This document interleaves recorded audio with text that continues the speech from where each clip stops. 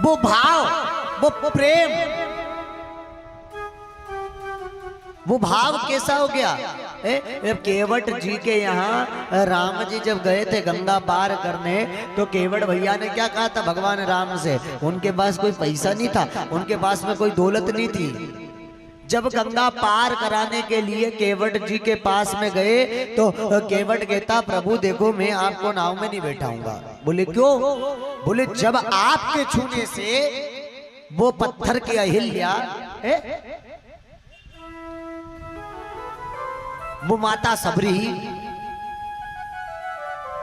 प्रेम प्रेम भरे रज है तुम्हारे, प्रेम भरे, कहीं मेरी नाव पत्थर की नहीं बन जाए। अगर आपके प्रभु मैं तो आपको नाव में जब तक नहीं बैठाऊंगा तब तक आपके पैर को, आपके चरण को नहीं धोऊंगा, तब तक आप मेरी नाव में नहीं बैठेंगे। लक्ष्मण जी कहते भैया देखो इसको दूर हटा दो, दूर हट। क्यों क्यों हटा रहे थे लक्ष्मण जी? तो केवट जी ने कहा देखो प्रभु एक बात बताओ, मैं वहां आता था तो वहां भी ये उस रूप में बनकर आए थे, कौन से रूप में आया था केवट? अरे बोलो जम के शिव महापुराण खूब सुनिए आप लोगों ने और सुनते हैं टीवी पे,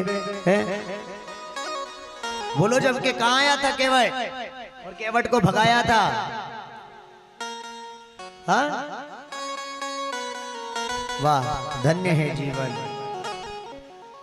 केवट जी कहा भगवान विष्णु से सैया पर सोए हुए थे, कछुए के रूप में आए थे, और कछुए रूप में जब भगवान के पैर छूने आते थे तो वहां कौन कौन भगाते थे?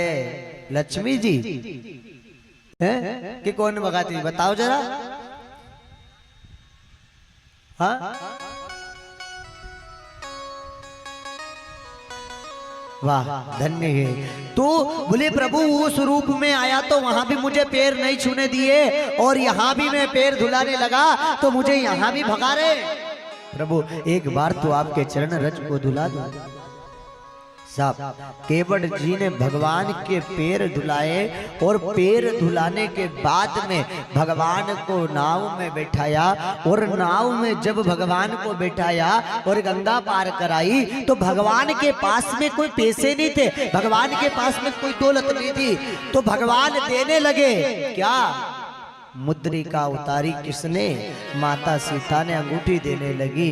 तो बोले नहीं नहीं प्रभु मैं आपसे कोई धन नहीं लेना चाहता, मैं आपसे कुछ लेना नहीं चाहता, जिस प्रकार भगवान मैंने आपको गंगा पार कराया है उसी प्रकार भगवान जब मैं आऊं तो आप मुझे भवसागर से पार करा देना, आप मुझे भवसागर से लेकर वैकुंठ में वास करा देना, मुझे भवसागर से